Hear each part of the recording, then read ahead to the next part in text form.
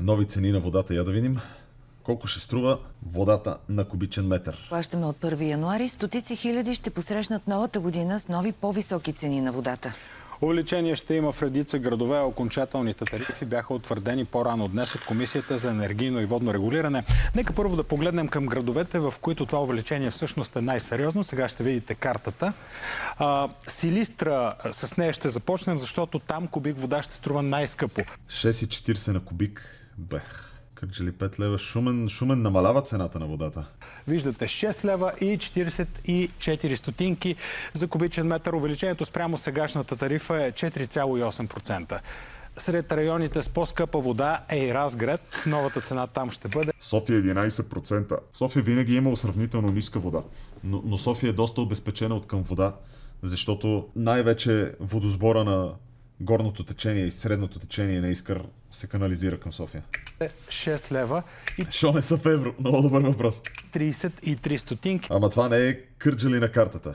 Да, това е Ямбол. What? Верно. Кърджали сочи към Ямбол.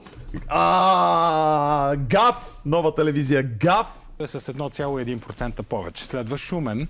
Там цената е 5 лева и 96 стотинки, което е една от най-високите цени в страната, макар реално. Всъщност в Шумен да има намаление с около 1%, виждате. Случаят в Кърджали. Там е най-голямото увеличение като процент. Това е 14 на 100 спрямо Или Ямбол. сегашните сметки, но въпреки това цената за кубик остава по-ниска от градовете рекордьори, които ви показваме. В Кърджали ще струва 5 лева и 19 стотинки. И към столичния град, в който живеят най-много хора, увеличението тук, виждате, е Стабилно увеличението. 11%, 11,8% според Комисията за енергийно и водно регулиране. Това означава, че цената от 1 януари ще бъде 4 лева и 12 стотинки за кубичен метър. За какво да се готвят и в другите градове на страната, ще разберем сега от Нели Тодорова. Добър вечер, Нели. При мен водата е сравнително евтина, между другото. Мисля, че е около 4 лева на кубик. Здравейте, както и ти, Христо, каза, тук в София тази чаша с вода само след няколко дни вече ще ни струва 12% по-скъпо. От Комисията за енергийно и водно регулиране обаче определиха и градове, в които водата ще поевтинява. Най-доволни могат да са в Ямбол. Там тази чаша вода ще им излиза с обратния знак на тези 12%. В София минус 12%. В Ямбол водата поевтинява с 12%. Какво мислят за поскъпването в града рекордьор Кърджали и как в Плевен, където... Което е много странно, защото Кърджали, Арда, има каскада. Язовир Кърджали, водно огледало, студен кладенец и Ивайлов град, всички са на Арда. Често са на режим на водата, приемат по-високите цени. Работихме с кореспондентите на Нова. В града рекордьор по Ето това е Арда и това е водното огледало. А този парк, мисля, че се казва Арпезус. Ще ме поправите, ако бъркам. Кенана е в Кърджали, в Хасково, Арпезус е в Кърджали, мисля, че. Къпване на водата Кърджали, повишението на сметките към ВиК с почти 14% изненадва някои от потребителите. Други не. ВиК ли идвате? Да, Да плащате вода? да. Знаете ли, че от нова година ви чака поскъпване на водата? Ами, нямам идея, не знам, не съм чул. Дай да има вода само. Да, аз живея на село, Вода да има. така че нека да има само вода. Не одобрявам, но кой ме пита? Или вижте какво, съвсем нормално. След тази инвестиция, която направи ВиК дружеството, новия тръбопровод, смяна на тръби в Ева на дядото, гледа оптимистично. вътрешната мрежа. Поскъпване от почти 9% ще има в Враца, Велико Търново и Габрово. Според експерти, новите цени не би трябвало да изненадват никого. Те са заложени още преди 5 години, когато всички ВиК дружества подготвяха своите бизнес планове и те бяха одобрени от Комисията за енергийно и водно регулиране. Има изненадани, защото хората не познават процеса, но примерно следващата година ще се обсъждат следващите 5 годишни бизнес планове. Това Копринка ли е? Мале Копринка, колко беше пресъхнала. Доколкото разбрах, Копринка се е понапълнила сега от дъждовете. От преди 6 години, като направих 18-ка, буквално с тия дигани цени, цените difficulty ми се вдига, викам, Дейва, учителската заплата в Бургас ще изкери положението, да. Добре, че има странични неща, че си ебала майката, положението, да. И тогава е реалният момент да се водят дебати, да се спори. Въпреки че от години Плевен и околните села често са на воден режим, и там е предвидено поскъпване с 7%. Плевенчани дошли на коледния пазар определят новата цена като неприятен новогодишен подарък. То вода няма, така че колко Ушес Плевен. и да я направят, Копринка се понапълни. Какво е нивото на Копринка в момента? едно и На пролет ще успее ли да се напълни целия язовир? също, ние вода нямаме. Плащаме за въздуха буквално. Неоправдано вдигане. Да. Поредното изнудване на хората. А други дори решиха да се пошегуват с новата цена на водата. Те тръби ще сменят, канал ще сменят, не знам, ракетни площадки ще правят, ще карат от планината водата до тук. Как се стига цена на водата? То не може. Това е недопустимо. Аз не знам защо хората са против. Аз с две ръце гласувам за по-висока цена на вода.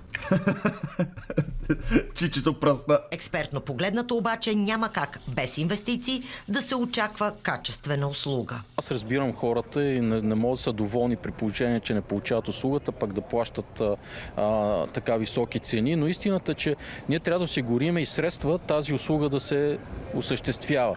Когато няма. Това звучи несериозно. Нека така да го кажем, несериозно. Май няма, тогава не би трябвало водомера да върти. За новините на Нова, Нели Тодорова. Добре, а я да видим какви са цените на водата. Общо за кубик 3 лева. 3 лева е в Благоевградска област. Да, под 4 лева е със сигурност. За една община, освен примерно Бургас, освен синя и зелена зона, от какво още печели? Общината ли? Откъде идват общинските приходи? Първо, държавният бюджет дава пари на общините. Второ, общините събират местни данъци и такси за МПС-та, за имоти и така нататък. Трето, има общински дружества. И тези общински дружества реализират приход. Примера, който ти даваш с, да речем, почасовото паркиране, се управлява от общински дружества. И тези общински дружества реализират някакъв оборот, който влиза в обществената хазна. Общинската хазна, не обществената, общинската хазна. Така че това са основните приходи. Местните данъци и такси, държавния бюджет и общинските дружества. Така се формира общинския бюджет. На 54% е пълен Копринка. Добре. Надяваме се, че ще се напълни. Така, дай да видим сега. Да питаме ChatGPT. В България общините реализират приходи по няколко основни източника. Собствени приходи. Това са приходи, които общината сама определя и събира. Местни данъци. Данък върху недвижимите имоти, превозни средства, придобиване на имущество, платен данък, данък върху наследствата, местни такси, смет, детски градини, административни услуги, пазари, тротуарно право, разширение. Приходи от общинската собственост, наеми от общински жилища, наеми на земя, концесии, продажба на общинска собственост, държавни трансфери, основата за оцеляване. Повечето общини не могат да функционират без тях. Обща изравнителна субсидия компенсира бедни общини, минимално ниво на услуги от всякъде, целеви субсидии, образование, здравеопазване, социални услуги, капиталови разходи. Парите са обвързани, не могат да се харчат свободно. Европейски средства и програми, оперативни програми, региони, околна среда, транспорт. Това са, примерно, по пограничните райони, Интеррек, за селското развитие, парите, план за възстановяване и устойчивост, програми за енергийна ефикасност. Заеми и дълг, банкови кредити, облигационни заеми, заема често поставя строги лимити, глоби, санкции, глоби по наредби, големия проблем.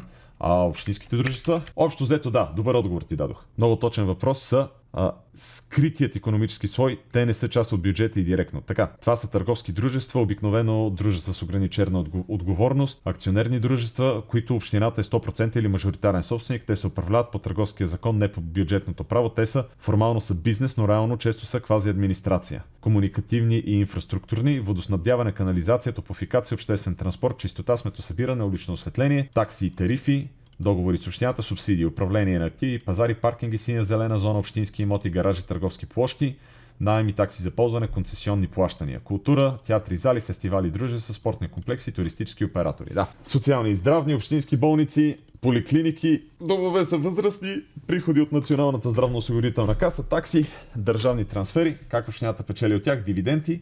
Решава се от Общинския съвет на практика рядко, защото печалбата се изяжда от разходи или се реинвестира, просто няма печалба, да. Наеми и договори, косвени приходи. Политически назначения, лошо управление, скрита задлъжнялост, паралелна държава, да. Така че общинските дружества, те са интересен казус.